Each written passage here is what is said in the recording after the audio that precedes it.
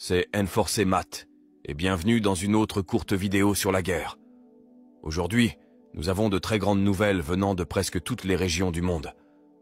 D'abord, en Russie, Poutine a maintenant envoyé l'ancien ministre de la Défense, Shoigu, en Iran, pour une raison inconnue afin de rencontrer des officiels iraniens au milieu des escalades se produisant au Moyen-Orient. Nous entendons également parler d'attaques sur des sites russes par les Ukrainiens.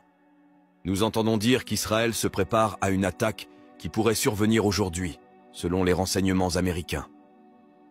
Aussi, nous apprenons que la Corée du Nord place un grand nombre de missiles balistiques à la frontière avec la Corée du Sud et un crash boursier mondial se produit à l'instant même. Nous allons donc commencer avec notre premier article du jour, qui concerne Nexa. Dans ce poste juste ici, nous pouvons voir que la Russie s'implique dans le conflit du Moyen-Orient. L'ancien ministre russe de la Défense, Shoigu, est arrivé en Iran où il rencontrera le président, le secrétaire du Conseil suprême de la sécurité nationale et le chef d'état-major général. Tout cela se déroule sur fond de tensions croissantes au Moyen-Orient et de la menace de guerre entre Israël, l'Iran et le Liban. Ce n'est vraiment pas bon du tout.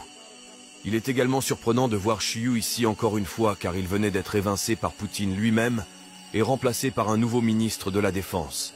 Et maintenant, Shoigu est envoyé en Iran pour faire les enchères de Poutine.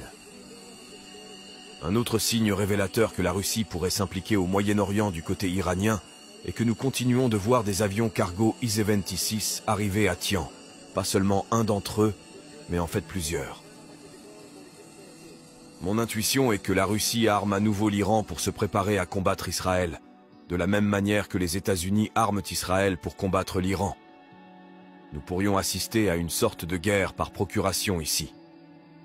Si une guerre éclate entre l'Iran et également Israël, la visite de Chou indique que les Russes sont effectivement derrière les efforts de l'Iran.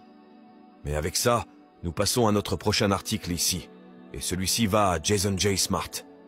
Aussi, vous vous souvenez peut-être il y a quelques jours, nous avons montré des images satellites du désastre et de la frappe qui ont eu lieu à l'aérodrome russe de Morsov grâce aux missiles et drones ukrainiens attaquant cette base aérienne.